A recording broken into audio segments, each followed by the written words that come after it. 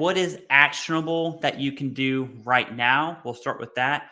And then I'm also going to talk about what I see the effects could be. But as you said, Jason, we don't know. We can just have, educated guesses, if you will. I do agree with you on sleep apnea. It's so sleep apnea is the most difficult of the three, in my opinion. At the 50%, it's at 100% too. But most people are going to fall in that 50% category. It talks about if the treatment works, you're at 0%. Okay, which sucks. It sucks for disability. It's good the treatment's working. It's that weird, it's good, but it's good because it's bad, but it's bad because it's good.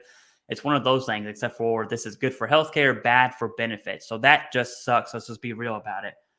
However, in that 50% criteria, it talks about comorbid conditions or comorbidities. That's probably the only time I'm going to say that, okay, because I can't pronounce it without thinking about it. And so if you can't wear your mask, and then it has examples like a skin condition on your face, if you can't wear your mask, then you still rate 50%. And then there's these notes. And so how 38 CFR goes, you have your diagnostic code. It'll be the diagnosis, in this case, sleep apnea. It'll be how it's rated.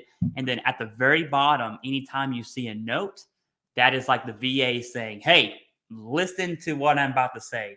So that's how I would treat the notes. In that note, it says specifically a qualified medical provider must agree that you cannot wear your CPAP, which tells me a statement saying you have PTSD and you can't wear your CPAP, worthless, right? A lay statement from your spouse saying you don't wear your CPAP in your sleep, worthless. What is not worthless, and it goes back to what you said, evidence. If you had that 9 months of evidence saying, hey, healthcare provider, I cannot wear my CPAP because of whatever's going on, you kind of solidify that 50%. And that's what, if I was dealing with sleep apnea, and I'm looking at glass half full right now, because I can talk about how it sucks. I really don't like it. But glass half full, the VA is giving us a chance to say, hey, speak to your healthcare provider, get the evidence for the new criteria, and just go down that route, okay? Transitioning to tinnitus, I think we will see more peripheral vestibular disorder diagnostic codes, which is vertigo or dizziness. 6102, I believe, is the code for tinnitus, because tinnitus is going to be roped under one of those. It's also hearing loss. I don't think we are going to see that many tinnitus diagnostic codes under hearing loss. I think we're going to see a lot under the vertigo dizziness scale, and then obviously Meniere's TBI, disease. or Meniere's, and then TBI and other neurological conditions. That part I think is bad, because if you have a TBI and tinnitus is now roped under that, you're going to get rated for TBI, but then in the long run of things, relative to how it's rated now, you would actually lose that 10%. Does that make sense, right? You would have a 30% for TBI, and then you'll have a 10% for tinnitus right now. In the future, it will just be 30% for TBI. TBI, so there's no some, 10%. Yeah, and that's a small number of veterans who have TBI and neurological conditions, and that absolutely sucks. By the way, one of my good friends is rated on SMCT, and his life sucks. That's probably the only way to say it. But that part's not good. I do think the tinnitus under vestibular disorders is good. I think we're going to see a lot more diagnostic codes for that, because I can't tell you how many veterans have tinnitus, submit vertigo secondary, and are denied. I think we're going to see that change a ton, because you won't need the vertigo secondary. It will just be vertigo with tinnitus, right? And mental health, Jason, I think is, and this is the whole reason we created this channel, is to talk about the nuance of things. And so many times Jason and I agree, other times we don't agree. And this is something that we actually don't agree on. I am of the opinion that the mental health changes are going to be more strict. There's really two reasons for that. One, the criteria is super in-depth. It's not a checklist of symptoms like it is now. If you look in the DBQ, I can complete, not legally, I can complete a DBQ for someone just by looking at the symptoms, right? If you look at the new criteria, how the DBQ is going to be structured is by those domains, and it's going to be lifestyle. So, okay, it's not going to be is I get 4 to 5 panic attacks per month, right? That's quantifiable. It's not really qualifiable if you look at how to measure a system over a long period of time. I teach assessments. I don't want to get too nerdy on it right now, but it's going to be qualifiable. So, okay, you have 4 to 5 panic attacks per month, but what's your lifestyle look like? Because some people that have 4 panic attacks per month can somehow make it through the day, right? They might have a panic attack in their car before they get in the office. There's a meeting. They're freaking out. They do their box breathing. I mean, whatever the heck you got going on, you walk into your meeting and you crush it. Some people perform. Some people need that anxiety level to perform at a high level. That's just one example. But it's going to be lifestyle based. So how does that symptom actually affect your cognitive domain, affect your interpersonal relationships domain? It's more lifestyle. That's one reason. 2 is we're expecting a CMP examiner to do this. And that is I'll be nice. I really don't like CMP examiners, right? VA, I think we praise the VA when they do good. We definitely call the VA out when they do bad. But CMP examiners are like, in my opinion, I would say 90% of CMP examiners are absolutely worthless. And now we're expecting a CMP examiner to run through the 5 domains, run through levels of impairment, look at evidence, talk about lifestyle pointed questions to actually say, hey, you are a 3 in that domain, instead of just check off some 2s, right? The 2s are going to be the easy thing to do. And I just don't see that happening. I hope I'm wrong. I pray I'm wrong.